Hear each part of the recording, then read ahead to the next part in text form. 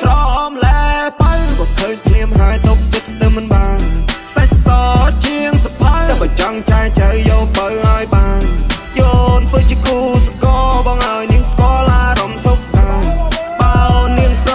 មែនបើស្ម័គ្រជូនបើដើរលេងកំសាន្តមិនខ្លៅអត់ដឹងជាបងព្រះមានจะបែកខ្សែបីមានអាយ៉ៃរងបងមានទាំងស្រូដៃមានស្លាយត្រង់មានលបែបជាប្រៃបងកូនចៅឈុំក្មេរត់សម័យថ្មីមិនដែលភ្លេចចំនួនមុនមានអាគារតូចធំលូតលាស់ឲ្យរាល់ថ្ងៃហួខ្មាញ់សាមគ្គីជាតិយើងជោគជ័យសៀមរៀបស្រុកខ្ញុំមានភាសាត្រឹមត្រូវមាននំណាំប្រមូលផលធម្មជាតិថ្មីរណរណយុគនេះប្រសុំកង